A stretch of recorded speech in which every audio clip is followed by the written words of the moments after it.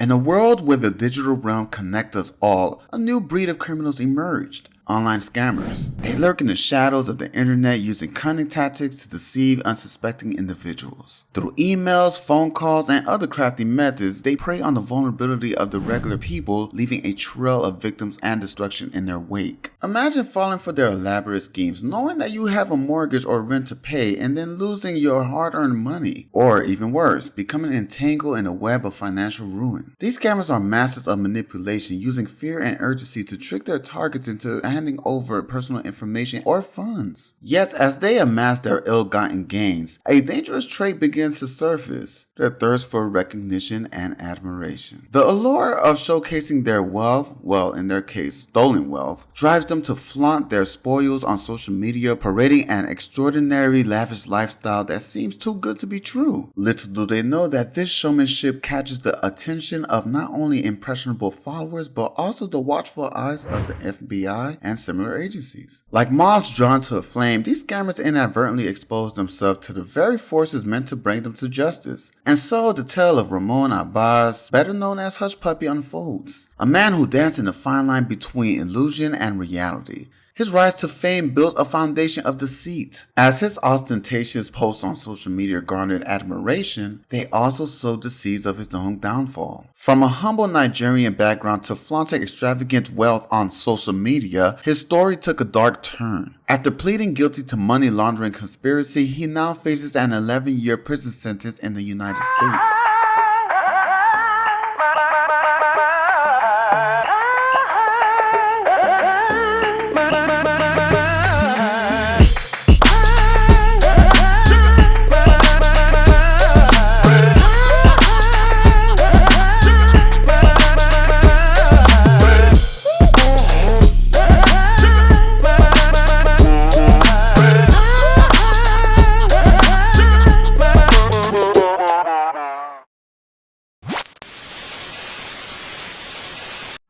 Now before I proceed, I'd like to sincerely ask you guys to consider liking, sharing, and subscribing to support your boy. It would mean a lot to me, but of course there's absolutely no pressure. My main hope is that you guys enjoy the video either way. So of course, thank you for being here. Let's continue.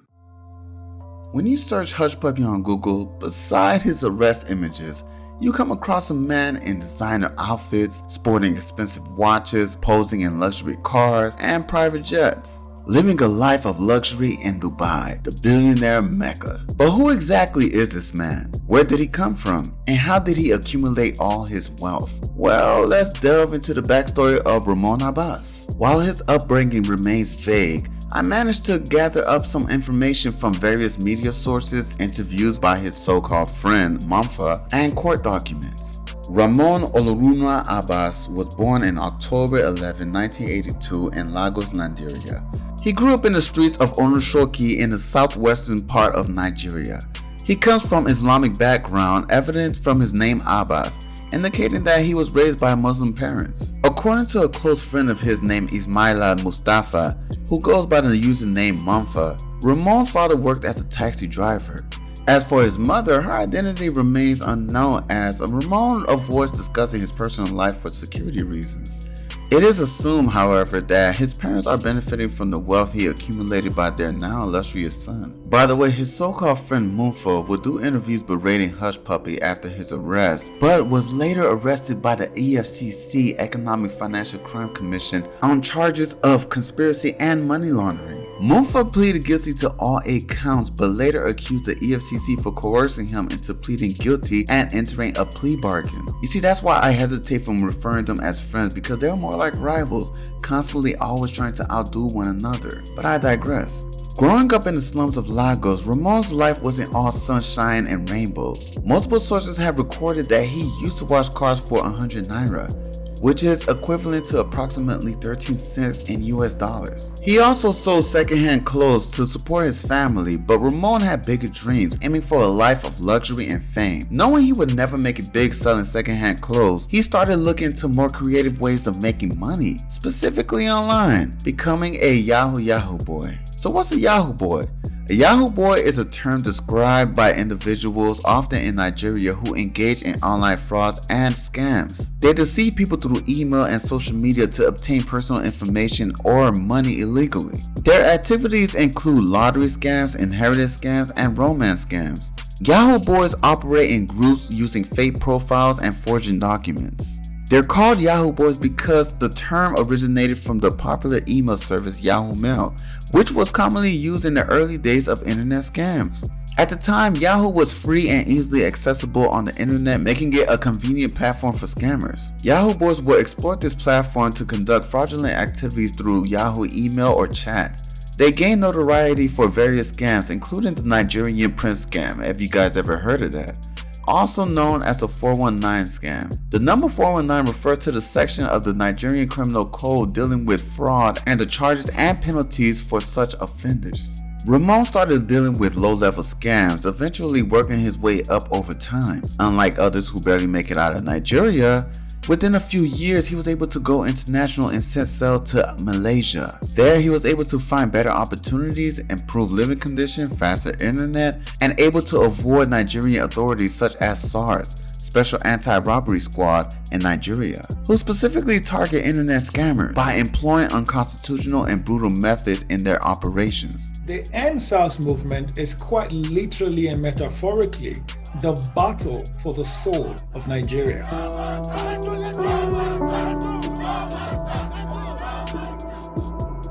In Malaysia, that's when the Instagram profile Hushpuppi made its mark. With every post, he's raised the bar, showcasing lavish materials and living the high life, attracting a massive followers on Instagram. Viewers couldn't get enough of this extravagant lifestyle, and Nigerian locals idolized him. That is when he befriended Mumfa, another Nigerian flexer on Instagram. Mumfa was the one who convinced Hushpuppi to move to Dubai, stating that Malaysia had nothing on Dubai.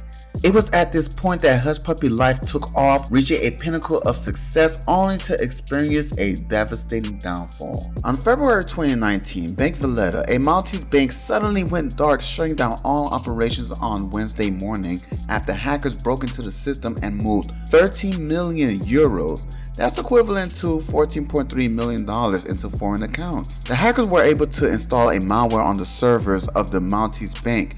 They were able to do this by posing as the French stock market regulator to break into BOV's, Bank of Valletta's, IT system and walk away with millions of euros, allowing them to transfer money to accounts in the United Kingdom, the Czech Republic, the USA, and Hong Kong. The bank realized that there was a problem during the reconciliation of the international transaction first thing in the morning, when they noticed discrepancies in the accounts. Shortly afterwards, State Security Services informed the bank that they had received information from abroad that the company had suffered a cyber attack. To minimize further damage, all the bank's functions, branches, ATMs, mobile banking, and even email services were suspended and its website taken offline. Prime Minister at that time, Joseph Muscat, assured the public that the money did not come from people's accounts and the amounts have been traced, and was working on reversing the transactions. The hackers were believed to be 3 North Korean computer programmers having ties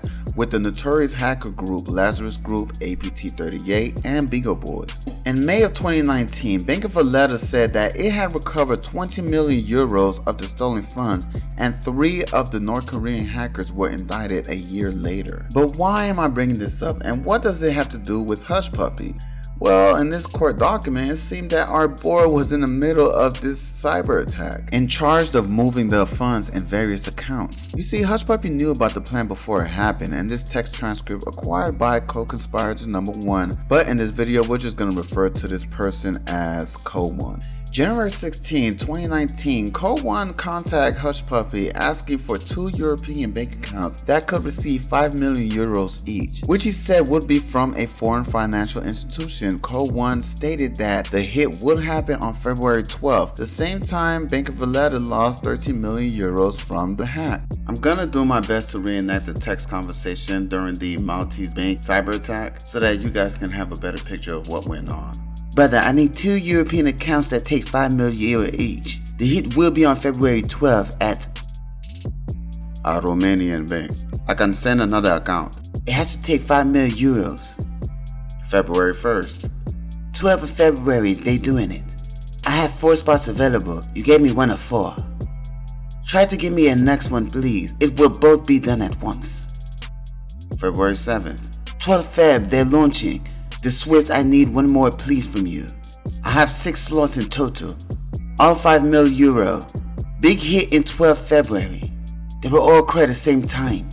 Quickly, I want to explain what SWIFT is. SWIFT, the Society for Worldwide Interbank Financial Telecommunication, operates a global network that allows financial institutions around the world to securely exchange information about financial transactions. It also offers software and services to these institutions, often used by its network, SwiftNet. While SWIFT doesn't exactly directly move funds, it sends payment orders. These orders are then settled through corresponding accounts held between the institutions. To participate in exchanging banking transactions, each financial institution needs a banking relationship, either as a bank or by affiliation with 1 or more banks, to access specific business features. Now let me continue the convo between Code 1 and Hushpuppi. February 10th.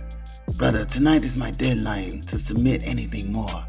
Do you want to add 1 more or just stick to that 1 you gave me? February 11th.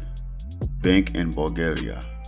After the hit on the bank was made, Code 1 sent a screenshot of his conversation with another conspirator discussing the number of drops, i.e. bank accounts, that could receive fraudulent funds. Code 1 stated, I have €3 and 1 USA, meaning the accounts. February 12th. Wire is completed. We did it. 500k euro should be on your side by now.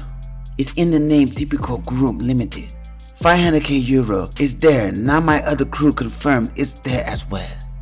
Later in the conversation, Code 1. They did me 3 wires. 2 to euro, 1 in USA. Bank it came from is... Brother, we still have access and they didn't realize. We're gonna shoot again tomorrow, AM. Hushpuppi then confirmed that Code 1 was saying that the new wire would be sent to the second bank account he provided to Code 1 in Romania. February 12th. Code 1 and another person discussed to Hushpuppi that my guy also deleted history logs at the bank so they won't even see the transaction. February 13th. Hushpuppi sent a screenshot showing that the funds had not arrived in the Romanian bank account he provided. Code 1 responded, today they noticed and pressed a recall on it. It might show and block or never show. Code 1 then sent a news article of detailing the theft. Look, it hit the news. Damn. Next one is in a few weeks. We'll let you know when it is ready. Too bad they caught on, or it would be a nice payout. Well, that was probably a terrible reenactment. My accent is terrible. But hopefully you guys actually got to understand the type of conversation that these two were having, because I was reading it word by word from the text conversation that they were sending each other during the Maltese bank cyber attack. While all this was going on in the background, on the surface, Hushpuppi was living his best life vacation. Thank you, Jesus. Thank you, Jesus. Vacations, elaborate dinners, and of course flexing his wealth on social media so that everyone can see. He also referred to some of his followers as peasants. Moving on. Now, I don't want to get too invested in Hushpuppi's online persona, but I'll just say this, that he was a pretty popular dude due to his online flexing, which caught many eyes, including celebrities. You can see pictures with him with African artists such as Davido, designers, and even American celebrities such as Lil Pump and Black China. Yes, everyone, Black China. Dang, this girl, boy, she took her box international. But of course, with internet popularity, you're sure to encounter a few detractors on social media. In Hushpuppi's case, it was Fino, an African artist. They would go back and forth dissing each other, while Fino calling him a fraud. He even made a song dissing Hushpuppi called Teleperson. In his lyrics, he says, my father used to tell me to invest money. You don't get work, you just destroy money. Oh, you follow Gucci or Oluakugo, meaning work has casted. I tell you, you no agree. Them tell you, you no hear. Your mother tell you, you no agree. I warn you, you no hear. For the streets, wait, Nedia Ogaba no the play. I can't even pronounce that. I'm sorry, guys. Meaning for the streets we don't play. When the time comes, they will abandon you. I'm not gonna lie, he was right in many ways, especially the part when he says that they will abandon you. But I'll explain that part later in the video. After the bank heist, Hushpuppi and Code 1 began discussing additional BEC fraud. BEC stands for Business Email Compromise. It's basically when scammers or fraudsters use company emails to pretend that they are within that company to either retain some type of information or have that company send an absorbent amount of money to a bank that the scammers own, while posing as one of the operators at that company. In their case, they sought to steal millions and at times hundreds of millions of US dollars and UK pounds. Starting in 2019, this legal document reveals a series of activities involving Abbas, aka Hushpuppi, and co-conspirator 1, aka Code 1, that continued throughout the year. Their activities centered around schemes to deceive and steal money from others, particularly using tactics such as BEC, Business Email Compromise. This strategy aimed to fraudulently obtain significant amounts of US dollars and British pounds. On March 10, 2019, Code 1 urgently requested Hushpuppi for a bank account in the UAE, United Arab Emirates, where approximately $5 million could be deposited. This money was from a victim in the United States. Code 1 stressed that the operation had to take place before the next Monday morning in the US. In response, Hushpuppi provided the necessary bank account information from a bank in Dubai. On April 30th, 2019, Code 1 mentioned to Hushpuppi their intentions to switch bank accounts on file for 4 UK companies. This switch would enable them to fraudulently obtain money through manipulated payment instructions. Code 1's message suggested that they were looking to gain around 1 million to 5 million weekly. As conversation progressed, Code 1 continued to discuss these schemes. They needed accounts open and ready for use to pull off their fraudulent activities. They used coded languages such as Azar and House to refer to bank accounts involved in their illicit plans. On May 12, 2019, Code 1 informed Hushpuppi about an impending account swap on a big contract. The plan involved receiving payments up to 3 to 6 million every week. This time, the victim were high-profile targets such as the English Premier football meaning soccer, club, and a UK company. Throughout these interactions, Code 1 and Hushpuppi strategized and collaborated on these deceitful endeavors, trying to exploit victims for financial gains. The document highlights their discussions and manipulating payment details, covertly swapping accounts, and even employing special codes to communicate about their ill-intentioned activities. In October 2019, Hushpuppi, Code 1, and co-conspirator number 2, they had another one, which I will call Code 2, has a plot to carry out a fraudulent wire transfer and money laundering scheme. Their target was a US law firm referred to as Victim Law Firm, which ended up losing around $922,000 due to the BEC scam. The scheme revolved around tricking the victim law firm into sending money to a specific bank account. Code 1 and Code 2 were in on this, and part of their discussions occurred while Code 2 was in the Central District of California. Records from JP Morgan Chase Bank showed that on October 15, 2019,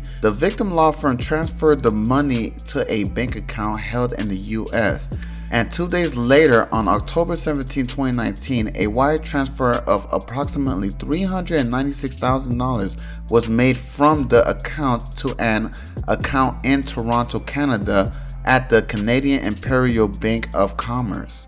Based on conversations and evidence from Code 1's iPhone, Hushpuppi used Snapchat. Yes, he used Snapchat to share an image of the wire transfer confirmation with Code 1, which was stupid as hell. I guess because, Snapchat have that disappearing thing. Unfortunately, everything that you share on Snapchat is saved in their servers. So there you go. This image showed the transfer of money from the US account to the CIBC account, which was likely controlled by Code 2. The victim law firm realized that the money was gone when they checked their accounts later that month. They had been tricked into sending the money to the wrong place, And by the time they realized it, the fund has already been moved to the CIBC account. Now, despite efforts, none of the money had been recovered. Around the same time, Code 2 confirmed the receipt of the money to Code 1 through messages. It's revealed that Code 2 was physically present in Los Angeles during this period, and travel records confirmed their presence there. Code 1 later communicated back to Hushpuppi that the money had been received in Canada, but when asked for proof in the form of a screenshot, Code 1 claimed that weak Wi-Fi prevented him from sending it. It turns out that Code 1 was arrested at a US airport on around October 17, 2019, shortly after the last message to Abbas, aka Hushpuppi. On June 2020, Hushpuppi was arrested in Dubai. When Dubai police was able to catch up to him, it was a significant event showcasing Dubai's competence when handling high-profile criminals. This is why on their Twitter page they made this huge elaborate video of his arrest, also using stock images and videos, as you can clearly see here.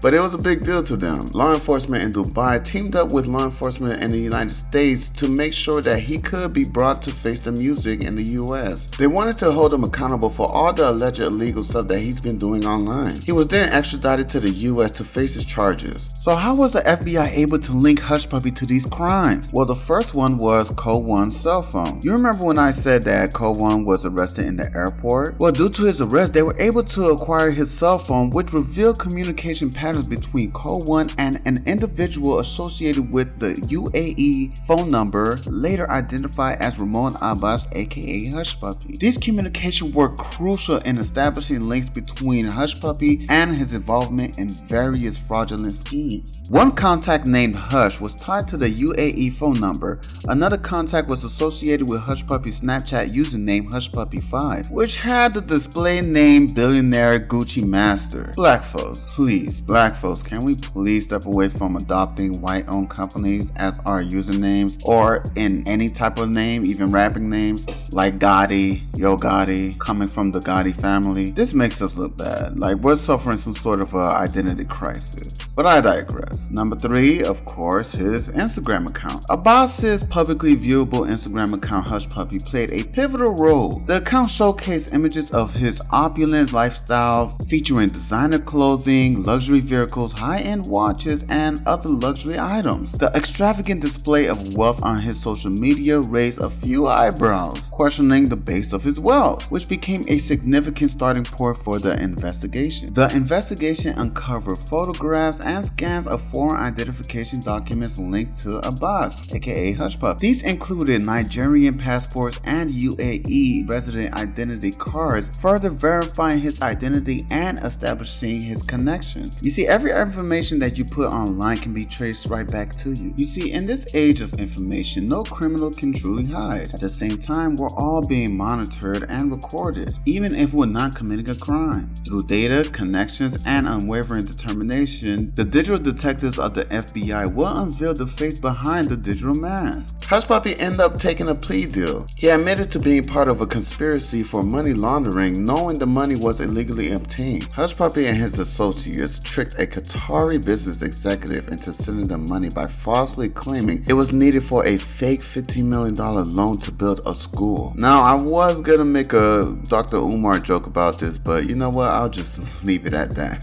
Instead, he used the money for luxury items and obtained citizenship in St. Kitts and Nevis. He also confessed to being involved in the plans I spoke about earlier to launder around $14.7 million stolen from that Maltese bank, Bank of Valletta, which US prosecutors alleged was taken by North Korean hackers. He admitted that they often use BEC, Business Email Compromise, a type of phishing attack, to trick companies to sending them money, and that they laundered money stolen from a British soccer club and British company, which I mentioned earlier. In another case, Hushpuppi and his associate Galib Alamari, aka Code 2, scammed a New York law firm into transferring over $900,000 to a Mexican bank account controlled by Alamari. Alamari was sentenced to 140 months in federal prison for his role in laundering tens of millions of dollars in various fraud schemes, including the North Korean online banking theft. Ramon Abbas, aka Hushpuppi, accepted responsibility for providing bank accounts to encourage victims to deposit funds. Though he denied some transactions had happened, he admitted causing a loss of over $300,000 in the Qatari case. He expressed remorse, taking full responsibility for his action, but in my opinion, it's a little bit too late for that. I can't stand a fucking scammer, but that's just me. I live in South Florida, guys. He was ordered to repay over $900,000 to the law firm and around $800,000 to the Qatari business owner. The FBI pointed out that Hushpuppi used his social media to flaunt his ill-gotten wealth and emphasized that his substantial sentence resulted from international law enforcement cooperation, serving as a warning to global fraudsters. This shows that international criminals will be pursued and punished by the FBI. The FBI thanks the government of the United Arab Emirates and the Dubai Police Department for their substantial assistance in this matter. As of now, Ramon Abbas, aka Hushpuppi, now serves 10 plus years in federal prison, which after hearing this, Hushpuppi's ex-girlfriend, Miss Dime, was quick to jump to another dude after his arrest. Even in the desert sands, you still can't find loyalty. The Hushpuppi case is a clear example that crime doesn't lead to lasting success. Despite showing off on social media, he got caught and faced consequences for his online scams. Would this stop people from scamming? Probably not. But as Kanye West's song All Falls Down suggests, the illusion of success built on dishonesty and illegal activities is bound to crumble eventually. Trying to look successful by doing bad things won't last, guys. So always make honest choices. And hey, if you found this information helpful, don't forget to like, share, and subscribe for your boy. Your support means a lot to me, guys. And until next time, peace.